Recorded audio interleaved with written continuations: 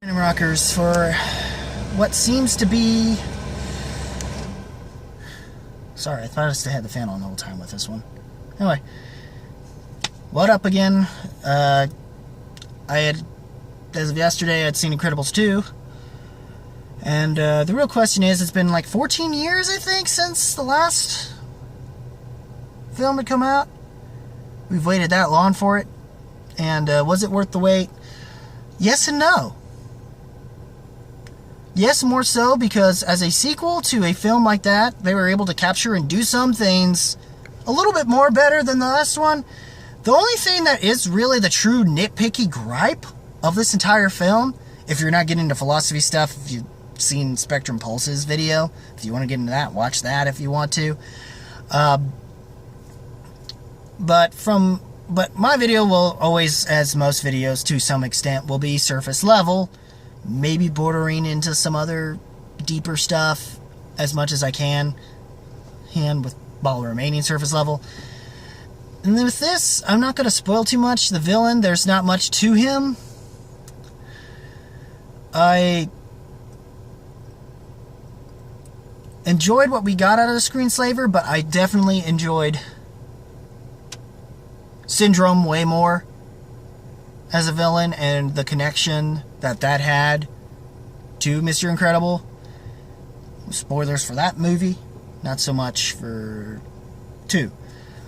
But the twist, I kind of I will give it credit. My original thought wasn't exactly what wound up happening with Screenslaver. But by the time I see what happened in that one, there is some connections, I guess, to the film, to what happened, I guess, kind of, sort of, but more directed towards the heroes themselves, because this whole thing kind of deals with something we already seen out of Civil War, but the way this is handled is different, because apparently superheroes are still illegal, I guess. And this takes place literally right after the events. Like, straight up, exactly, right on cue from where we left off, exactly at the very end of the first movie. And we see that they're kind of, from what had happened in this incident, and because of the whole supers being illegal, the parents are forced to kind of go under protection, or at least have to hide themselves, and the kids have to hide themselves. And now their kind of job, sort of, they don't have it. Well, since Mr. Incredible's kind of got fired from his last job in the previous film, he has no job. They need to find a way to provide for each other, and they don't have any resources to do so.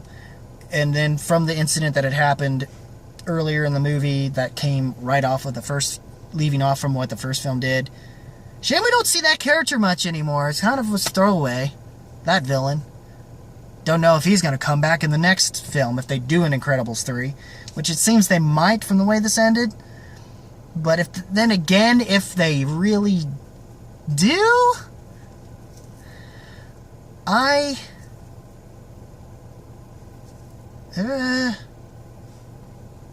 not sure it should leave off from that last film, as so much as they should probably maybe do a time skip.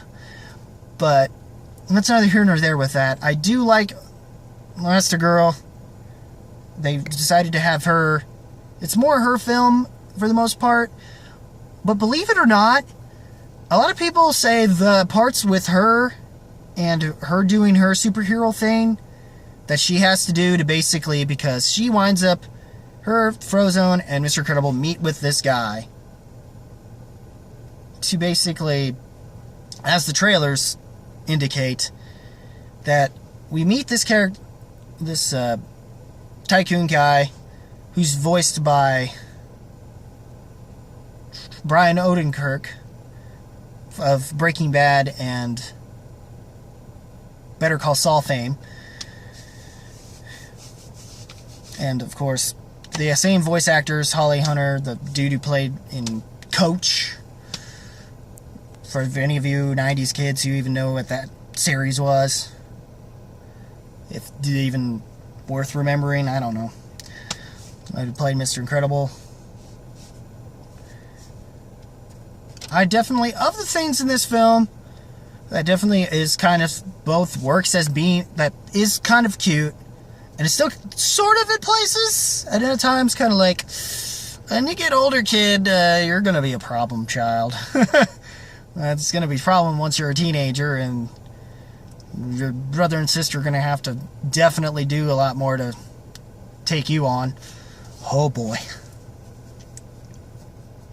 And that's Jack Jack and his power set. Ooh, that's a lot. That's definitely a OP kid, Jack Jack. And his character is kind of, sort of, deals with specials. And there's something weird to him that almost reminds me of my nephew.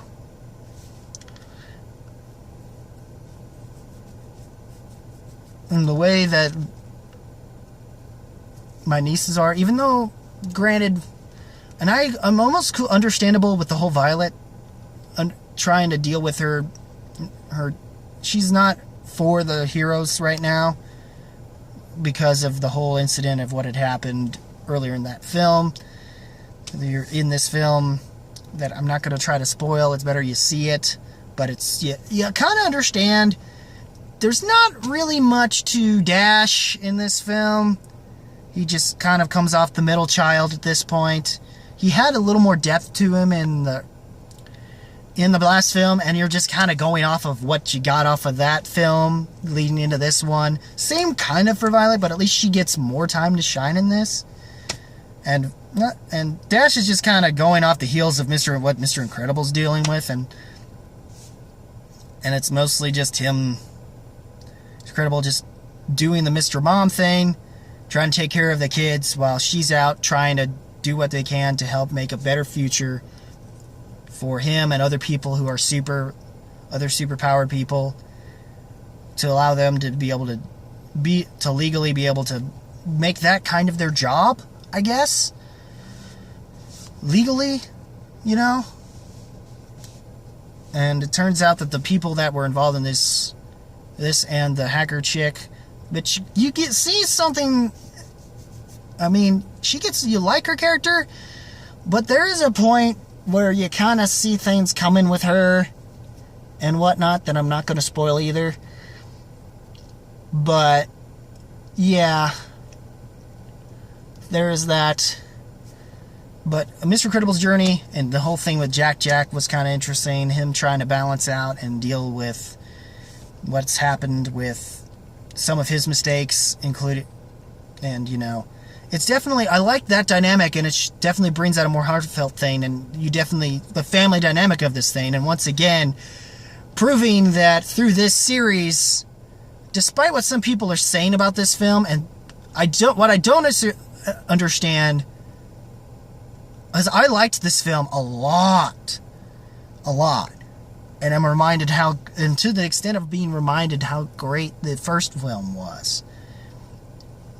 And how this film, though may not be as great as that one is, the villain serves his or her purpose in this film.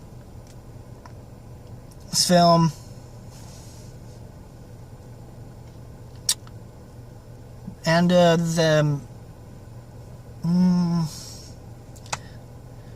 the beginning villain was a throwaway, sadly. Wish they would have figured out something with that one, though I'm starting to wonder if that's going to come back in the third, if they do a third.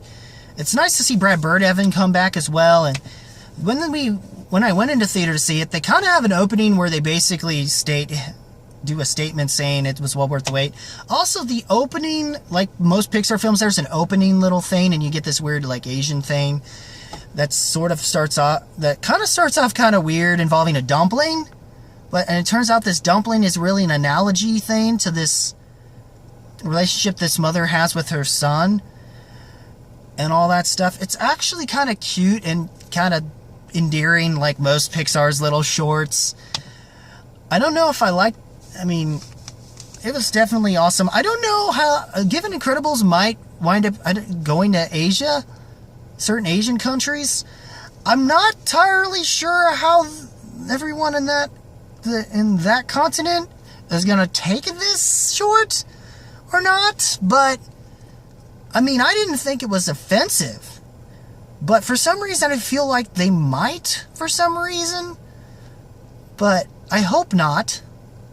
Because there was something almost anime-ish quality to it, in a kind of a cool way, while simultaneously kind of reminding me of like a Big Hero 6 thing.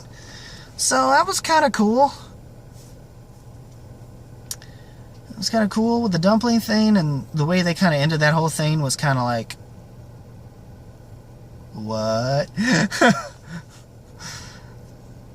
That was kind of harsh. I mean, the way that they dealt with the dumpling too was kind of harsh. But then we find out that it was really kind of sort of a... That whole thing was just...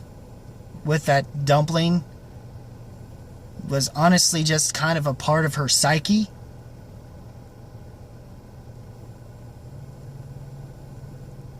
Part of the woman's psyche of dealing with her own son, as it turned out by the end of the film. So it was kind of interesting how that was just basically using the dumpling as just a metaphor and just a representation of her actual kid, which was kind of cool. That was a cool thing too. And this movie is still pretty awesome. I enjoyed this film. I wished we would have got this far more than Cribbles 2, but I'm glad I finally got it. And it was kind of worth the wait. I'd say this film rocks, man. I'm going to definitely, despite the fact that it may not rock on the masterclass level as the first film does, because the villain doesn't hit and have that certain connection, though they do find ways to interweave the villain in ways that work for this film. But it is kind of considered weak sauce. Still love the sort of, but not really. It still works for the film. And the fact that for a sequel, given how long we've had to wait, yeah, I'd say it's worth going out in theaters to see it. For dang sure. Full price it for sure. I mean, rocks all the way. Almost, but not fully to masterclass levels yet, but, you know. But it's definitely going to probably make it into my top 10 so far for sure. We'll see what else comes out in the year and what other film I need to check out that came out this month that I'd like to have checked out.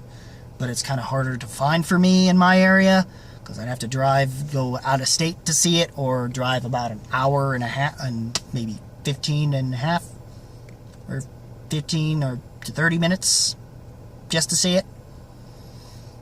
Have to road trip pretty much. Don't care if I do it by myself, but it'd be nice to have a friend to see it with. But I don't know. It was fun. Even a buddy of mine thought it was cool too, so his recommendation was awesome. I definitely recommend it to families. Sorry if I did curse in this one. It was supposed to be a family or friendlier video. Forgive me for that. But then again, this film is more adult than for kids. But it still works. Still works for both.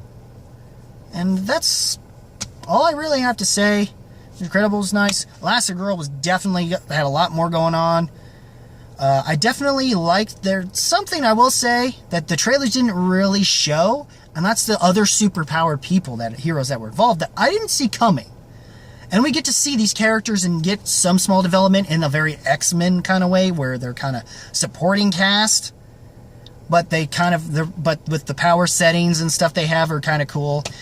Kind of hence the one little thing in the trailer with the weird dimensional portals, which you think would have been which could have been you thought would have been Violet or maybe Jack, but it's not either of those, so just kind of let you know that without necessarily spoiling anything. And that's all I gotta say. Yeah, Incredibles 2. What did you guys think about it? Leave a comment below, let me know. And as always, guys, keep it random, keep it real, keep it rocking. And until the next movie or